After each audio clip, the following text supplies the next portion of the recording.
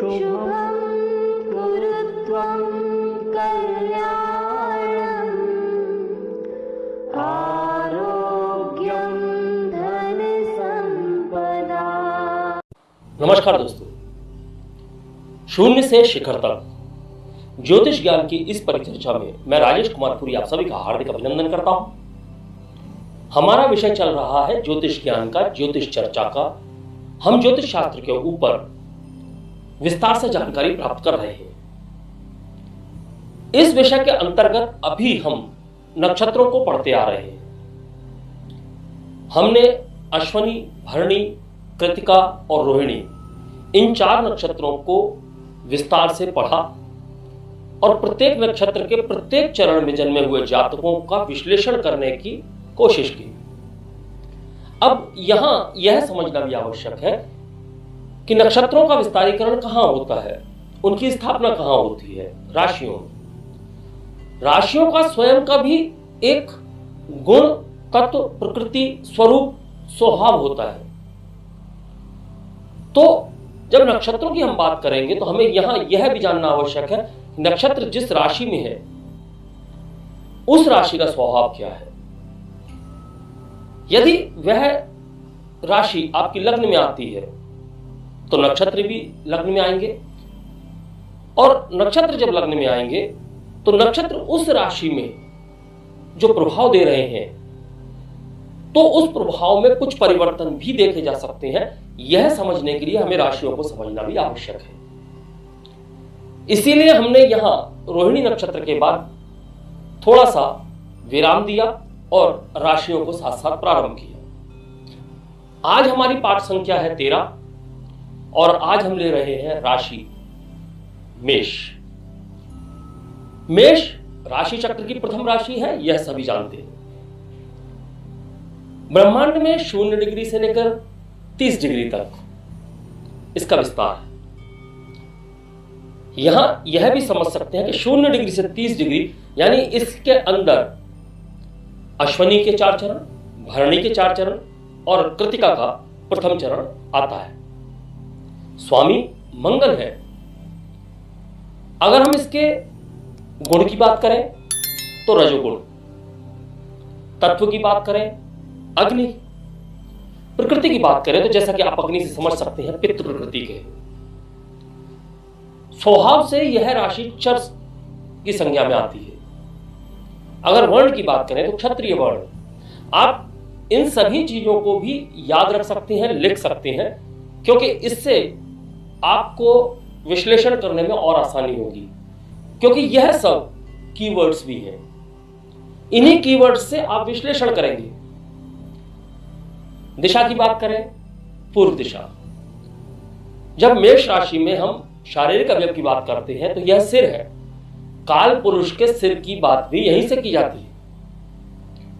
अगर इसके रंग की बात करें तो लाल रंग, जैसा कि मंगल का लाल रंग है तो मेष का लाल रंग। अब हम राशि चिन्हों की बात करते हैं। राशि चिन्ह, पहला राशि चिन्ह है इसका भेड़। भेड़ एक जानवर है, चतुष्पद है, तो यह राशि भी चतुष्पद कहलाएगी। और दूसरा इसका जो राशि चिन्ह है वह है अग्नि, और तीसरा राशि चिन्ह है एंकर या अंकुश, जो कि जहाजों को रोकने के लिए अक्सर प्रयोग किया जाता है। तो यहां राशि चिन्हों को भी समझे। अब हम यहां यह समझते हैं कि इस लग्न में जिन जातकों का जन्म होता है वह दुबले पतले होते हैं, स्वभाव से रजोगुणी होते हैं, राजसिक गुण होते हैं इनके। और जैसा कि अगर राशि के चिन्ह भेड़ को देखा जाए तो भेड़ की प्रकृति कैसी होती है? भेड़ की प्रकृति होती है शांत, मासूम, लेकिन नहीं, यहां भेड़ एक चंचल प्राणी भी है। जब वह अपने ही जैसे और लोगों के बीच में होता है, यानी और भेड़ों के अंदर होते हैं, तो उनकी चंचलता, उनकी उछल कूद, उनकी प्रफुल्लता देखने योग्य होती है। तो यहां भेड़ से आप समझ सकते हैं कि ये जातक गंभीर प्रकृति के दिखते हैं, होते भी हैं, लेकिन जैसे ही इन्हें अपना माहौल मिल जाता है, अपने जैसा माहौल मिल जाता है, इनकी प्रकृति चंचल हो जाती है, स्वभाव बदल जाता है। अब हम दूसरे चिन्ह की बात करें तो दूसरा चिन्ह है अग्नि। अग्नि से क्या संबंध? ऊर्जा, क्रोध, तमस, उत्तेजना। यहां इस चीज को भी समझना आवश्यक है, क्योंकि अग्नि है तो ऊर्जा देती है, साथ ही साथ तमस भी देती है, पित्त प्रकृति भी देती है। इससे आप समझ सकते हैं कि जातक दबंग होगा, साहसी होगा, तुरंत निर्णय लेने वाला होगा। और तीसरा जो इसका चिन्ह है वो है एंकर या अंकुश, जो कि जहाजों को कहीं मझधार में रोक के रखने का कार्य करता है। वही इस जातक की प्रकृति में भी होता है। इनकी निर्णय लेने की क्षमता बहुत अधिक होती है, नेतृत्व क्षमता बहुत अधिक होती है। यह जातक अड़िग होती है, यानी कि इनके स्वभाव में अड़िगता देखी जा सकती है। अब यहां एक और बात को समझना आवश्यक है। जैसे कि हम नक्षत्रों के प्रत्येक चरण से नवांशों की गणना कर रहे थे, यहां हम अगर राशि को 3 भागों में 10-10 डिग्री के 10-10 अंश के 3 भागों में बांटते हैं, तो प्रत्येक भाग एक दृष्टिकोण का द्योतक है, एक दृष्टिकोण का प्रतिनिधित्व करता है। मेष राशि में 3 दृष्टिकोण आएंगे।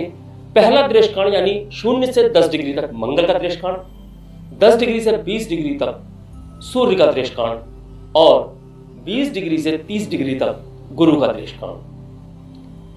तो अब हमको विश्लेषण में कुछ और सहायता मिलती है।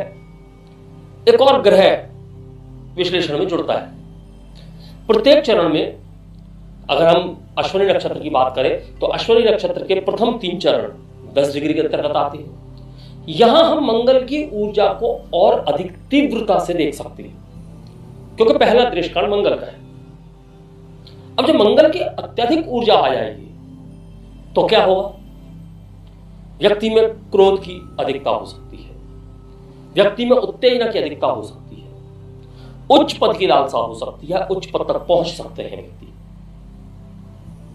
और चूंकि मंगल है तो हम शल्य चिकित्सक की बात कर सकते हैं, पुलिस अधिकारी की बात कर सकते हैं, सेना में उच्च पद, रक्षा संस्थानों में उच्च पद उसकी बात कर सकते हैं, राजनीति में उच्च पद की बात कर सकते हैं। यहां 10 डिग्री पर आकर सूर्य भी उच्च के हो जाते, तो जब ग्रहों का भी अगर यहां पर सहारा मिलेगा, अगर ग्रह भी इसको पूरी तरह से सहारा दे रहे होंगे, तो यकीनन व्यक्ति को तरक्की मिलती है, व्यक्ति का पद मिलता है, व्यक्ति को मान सम्मान प्रतिष्ठा यह सब मिलती है। क्यों कि 10 डिग्री से 20 डिग्री तक का दृष्टिकोण है सूर्य का। तो यहां हम अश्विनी नक्षत्र के अंतिम चरण से लेकर भरणी नक्षत्र के द्वितीय चरण तक की ऊर्जा में सूर्य की ऊर्जा को भी जोड़ देंगे। जब हम सूर्य की ऊर्जा को जोड़ देंगे तो मान सम्मान प्रतिष्ठा की हम अधिक बात कर सकते हैं, यश कीर्ति की अधिक बात कर सकते हैं, व्यक्ति के लोकप्रिय होने की बात कर सकते हैं, नेतृत्व क्षमता की बात कर सकते हैं, अनुशासन की बात कर सकते हैं। यह सारे गुण आप जातक के अंदर पा सकते हैं। फिर हम आगे बढ़ते हैं। 20 डिग्री से लेकर 30 डिग्री, 20 अंश से 30 अंश, यहां गुरु की ऊर्जा मिलती है। और साथ ही साथ आप यहां भी देखें कि भरणी नक्षत्र के द्वितीय चरण से कृतिका के प्रथम चरण, जो कि इसी राशि के अंतर्गत आता है, यह स्थिति बनती है। तो वहां नवांश की ऊर्जा के साथ साथ हम गुरु की ऊर्जा को भी देख सकते हैं। तो जो हम अंतिम चरण की बात करेंगे इस राशि में, यानी कि कृतिका का प्रथम चरण, जो कि इस राशि में नक्षत्र पद का अंतिम चरण है, जब उसकी बात करेंगे तो वह आता है धनु नवांश में। धनु नवांश यानी कि गुरु की ऊर्जा, और कृतिका यानी कि सूर्य की ऊर्जा। मेष राशि मंगल की ऊर्जा, और यहां दृष्टिकोण में गुरु की एक बार और ऊर्जा मिलेगी। तो यहां हम गुरु के प्रभावों को अधिक देखेंगे। व्यक्ति धार्मिक होगा, धर्म से जुड़ा हुआ होगा, या फिर शुभ कार्य करने वाला होगा, अच्छे कार्य करने वाला होगा, नीति अनीति की पहचान करने वाला होगा। यह सब चीजें हमको यकीनन इस राशि में देखनी होगी। भेड़ की बात करते हैं तो भेड़ विचार शून्य होता है, तो इस जातक में विचार शून्यता मिलेगी। अब विचार शून्यता मिलेगी, इसका क्या मतलब है? इसका मतलब है कि जातक को अपने फायदे नुकसान के बारे में कोई चिंता नहीं है, जातक तुरंत निर्णय लेने वाला है, जातक चुनौतियों का सामना करने वाला है, जातक के सामने किसी भी प्रकार की चुनौतियां आ जाए, या यूं कह सकते हैं कि उसको चुनौतियां लेना पसंद है, चुनौतियां देना पसंद है, ऐसी स्थिति भी जातक के साथ होती है। लेकिन यदि हम इसके नकारात्मक पहलू की बात करें तो मेष राशि में कुछ ऊर्जाएं अत्यधिक मात्रा में यदि आ जाती हैं और साथ ही साथ उनके ऊपर अशुभ ग्रहों का प्रभाव हो जाता है। लग्न यानी कि मेष अगर लग्न है पीड़ित होता है या उसके ऊपर अशुभ ग्रहों का प्रभाव होता है, किसी प्रकार के पाप कर्तरी में आ जाता है या चंद्र राशि के रूप में पाप कर्तरी में आ जाता है और अशुभ ग्रहों का प्रभाव भी पड़ जाए, तो जातक की मानसिकता आपराधिक हो सकती है, उसकी गतिविधियां आपराधिक हो सकती हैं, मारकाट, हिंसा, इन सब में उसकी रुचि हो सकती है। तो हम दोनों पहलुओं को देखेंगे और केवल राशि या नक्षत्र के आधार पर हमको निर्णय नहीं लेना है। जब कुंडली संपूर्ण रूप से आपके समक्ष आती है तो राशि नक्षत्रों के अलावा ग्रहों की स्थिति, परिस्थिति, दृष्टि, इन सब का महत्व भी आपको देखना होगा। अब चूंकि हम मेष राशि की बात कर रहे हैं, नक्षत्रों की बात कर रहे हैं, तो मेष राशि के अंतर्गत जो नक्षत्र आते हैं उनको मेष राशि की ऊर्जा से मिलाकर हमको एक मिला जुला स्वरूप तैयार करना है और जातक के व्यक्तित्व के बारे में विश्लेषण करना है। जब चंद्र की ऊर्जा इस राशि में आती है, जब चंद्र इस राशि में होता है तो यह जातक की राशि होती है। वहां हम मन की बात कर सकते हैं, वहां हम चंद्र की ऊर्जा की अतिरिक्त बात कर सकते हैं, तो उसे भी भूलना नहीं चाहिए, क्योंकि लग्न में है तो व्यक्ति स्वयं है और अगर राशि है तो व्यक्ति का मन भी उसमें हम सम्मिलित कर लेते हैं। हो सकता है कि लग्न और राशि एक ही हो, तो हमको यहां यह भी समझना आवश्यक होगा। अगर हम ऐसे जातकों की बात करें तो मेष राशि के जातकों को सिर की चोट लगने का भय अधिक होता है, क्योंकि सिर है। अगर अशुभ ग्रहों का प्रभाव पड़े तो सिर पर चोट लग सकती है या सिर से संबंधित समस्याएं हो सकती है, जैसे माइग्रेन, अनिद्रा, मिर्गी, जो कि हमारे मस्तिष्क की बीमारियां हैं। इस प्रकार की बीमारियां हो सकती हैं। लकवा हो सकता है, क्योंकि यह भी मस्तिष्क की बीमारी है, तो यह बीमारियां हो सकती हैं। अन्यथा मेष लग्न या इस राशि के जातक जो होते हैं उनकी रोग प्रतिरोधक क्षमता बहुत अधिक होती है, बहुत अच्छी होती है। लेकिन इसका छठा भाव जो कि कन्या राशि का है, तो हम पाचन प्रणाली की बात कर सकते हैं। पाचन क्रिया में कहीं ना कहीं गड़बड़ी हो सकती है। सप्तम भाव की बात करें तो तुला राशि, तो हम पत्नी के रुझान की बात कर सकते हैं, भौतिकता की ओर। हम इसी प्रकार जब हम लग्न से अन्य भावों को देखते हैं तो हम यह भी समझ सकते हैं कि किस भाव का स्वामी कौन है और वह भाव जातक के जीवन में किस चीज से जुड़ा हुआ है, किस गतिविधि से जुड़ा हुआ है। वह हम जब भाव पढ़ेंगे तो हम भावों में समझेंगे। यहां हम राशि पढ़ रहे हैं तो अभी राशियों को समझ रहे हैं। यहां मेष राशि को हमने समझा, यानी मेष राशि यदि मेष लग्न भी है, मेष राशि भी है या दोनों अलग अलग भी है, तब भी हम इसको अलग अलग भी समझ सकते हैं।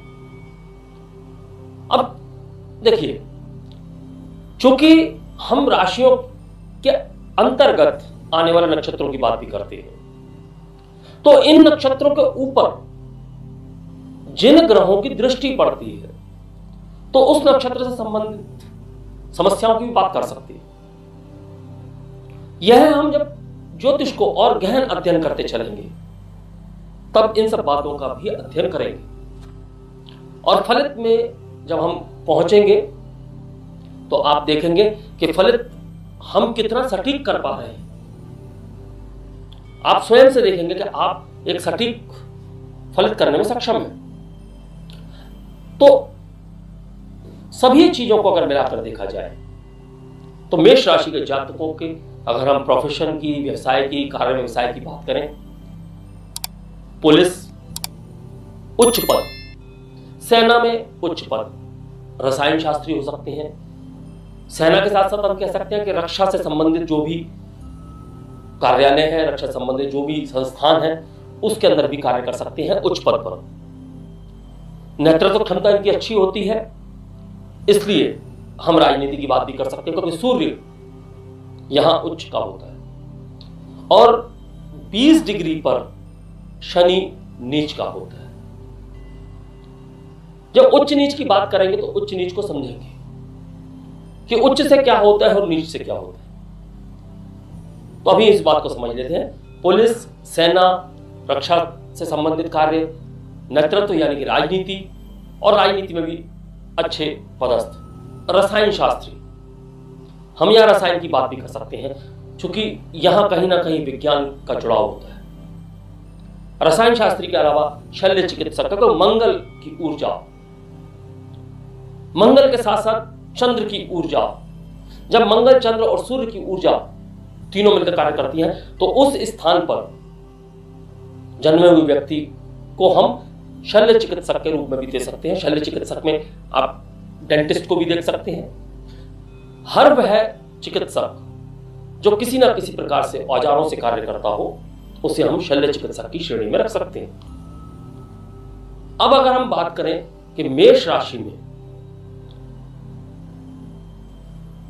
किन किन सालों में व्यक्ति को कष्ट होते हैं और फायदे होते हैं, तो यहां समझिए, जरूरी नहीं है कि वह साल बहुत ही अधिक कष्ट में जाए। पूरी कुंडली का विश्लेषण आवश्यक है, इस बात को अवश्य नोट करें। लेकिन फिर भी रेफरेंस के लिए आप यह नोट कर सकते हैं, जीवन के 6वें साल, 8वें साल, 15वें साल, 20वें साल, 28वें साल, 40वें साल, 45वें साल, 52वें साल और 63वें साल जातक को शारीरिक कष्ट या धन हानि का सामना करना पड़ता है या करना पड़ सकता है। और यदि हम इसके 16वें साल, 21वें साल, 29वें साल, 41वें साल, 48वें साल और 51वें साल की बात करें तो यहां जातक को धन प्राप्ति होती है, वाहन सुख होता है, स्वास्थ्य में आप कह सकते हैं बढ़ोतरी होती है और भाग्य वृद्धि भी होती है। भाग्येश गुरु है। तो जब हम दृष्टिकाल की बात करते हैं तो त्रिकोण के स्वामी इसके एक एक दृष्टिकाल का प्रतिनिधित्व करते हैं। तो यह हमने मेष राशि को समझा। यदि यहां समझाने में मुझसे कोई चूक हो गई हो या मैं कुछ भूल गया हूं या आपको ऐसा लगता है कि और भी बहुत कुछ समझना बाकी रह गया है, तो आप किसी भी माध्यम से हमसे संपर्क करके अपनी शंका का समाधान कर सकते हैं। जब हम अगली राशि की बात करेंगे, हम कोशिश करेंगे कि और गहनता से आपको ज्ञान दिया जाए, क्योंकि एक छोटी सी वीडियो में पूरा ज्ञान संभव नहीं है और एक ही विषय को लेकर 3 से 4 वीडियो बनाना भी संभव नहीं है। कई बार ऐसा होता है कि विषय थोड़ा सा बचा है, लेकिन वीडियो पहले से ही ज्यादा लंबी हो चुकी है, तो कुछ चीजों को स्किप करना ही आवश्यक होता है, लेकिन उससे आपके ज्ञान में कोई कमी आएगी ऐसा मैं नहीं समझता। बाकी यदि आप और बेहतरीन तरीके से जानना चाहते हैं तो आप हमसे संपर्क स्थापित कर सकते हैं किसी भी माध्यम से, और यदि आप विषय से संबंधित कोई जानकारी चाहते हैं तो मैं कोई शुल्क आपसे नहीं लेता हूं। यदि आप कुंडली का विश्लेषण करवाना चाहते हैं तभी शुल्क की बात होगी, या फिर आप ज्योतिष शास्त्र को गहनता से सीखना चाहते हैं और सीधे संपर्क में सीखना चाहते हैं तभी आपसे शुल्क की बात की जाएगी, अन्यथा नहीं। अन्यथा हमारे वीडियो आप तक पहुंच रहे हैं, आप इन वीडियो के जरिए अपने ज्ञान को बढ़ाइए, औरों के ज्ञान को बढ़ाइए, अपनी कुंडली का विश्लेषण कीजिए। अभी तक हमने 4 नक्षत्र आपको पढ़ाए हैं, मेष राशि आज पढ़ाइए। आप इन्हीं के अनुसार अपनी कुंडली, अपने आसपास वालों की कुंडली का विश्लेषण करके देखिए आप कितनी सटीकता के नजदीक पहुंचते हैं। अगले वीडियो में हम वृषभ राशि के बारे में चर्चा करेंगे और वृषभ राशि को विस्तार से समझने की कोशिश करेंगे और किस प्रकार वृषभ राशि में जन्मे हुए जातकों का विश्लेषण कर सकते हैं राशि और नक्षत्रों के अनुसार, यह जानने की कोशिश करेंगे। तब तक के लिए मैं अपनी वाणी को विराम देने की आज्ञा चाहूंगा। नमस्कार, धन्यवाद। शुभं कुरु त्वं कल्याणम्।